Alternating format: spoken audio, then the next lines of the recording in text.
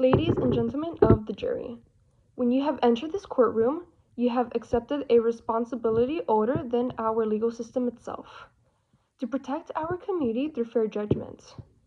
Today you have heard evidence about a fire which was not started by accident, but was intentionally started by a set of human hands. I would like to step back and acknowledge the crime of history, which has a long and significant place in history.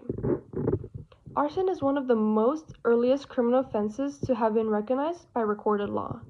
During ancient Rome, burning a home or public building was not only considered destruction of property, but it was also considered an assault on public safety, which was punishable by death. Throughout medieval England, the early common law courts treated arson as one of the most serious felonies due to the unpredictability of fires. The modern-day legal systems have inherited these concerns, which with fire remaining as one of the most dangerous forces a person can intentionally unleash. Ladies and gentlemen of the jury, this leads us to our very essential question. Why is arson a crime? Arson is criminalized because it is inherently violent. Fire in and of itself is indifferent to human life because it does not stop at property lines, it does not pause to consider who might be asleep. Fire moves when it wants to, where it wants to, and by the time that fire is discovered, oftentimes it is too late. The law recognizes that when someone intentionally sets a fire, they are not just destroying objects, they are placing not only our firefighters in danger, but they are also placing bystanders and entire communities at risk. The same understanding is reflected today under Arizona laws. Under Arizona Revised Statutes 13-1702 through 13-1705, arson is divided into degrees, from reckless burning to arson of an occupied structure, the latter being a Class 2 felony, one of the most serious classifications in our state.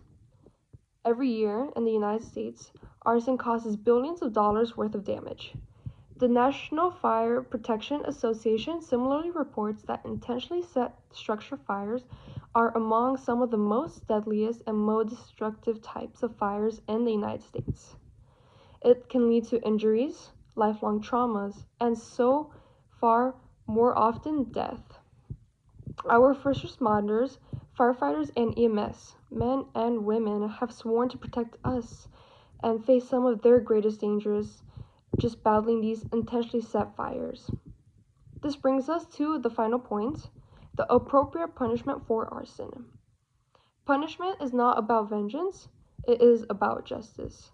It is about deterrence, and it is about protecting the community. Courts across the country have recognized that arson demands serious consequences because of its potential for catastrophic harm.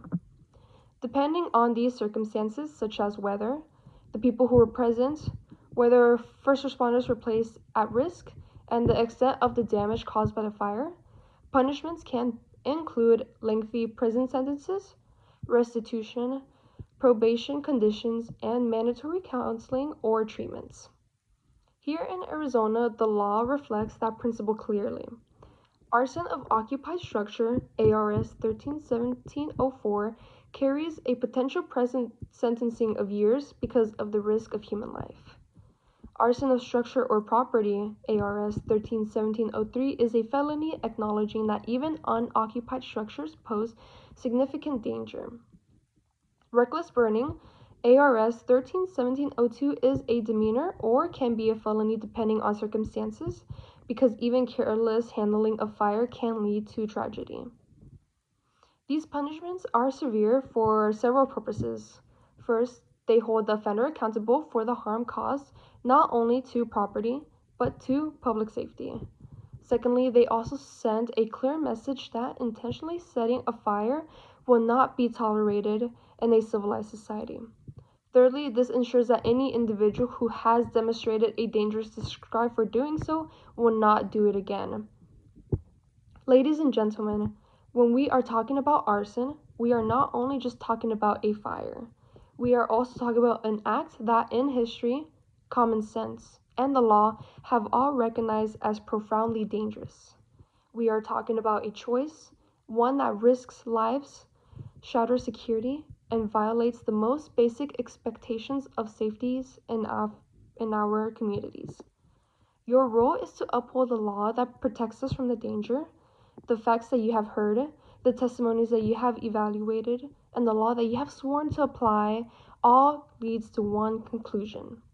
Hold this crime to the standard of our justice system requires. Hold this act accountable and return a verdict that reflects both truth and your duty. Thank you.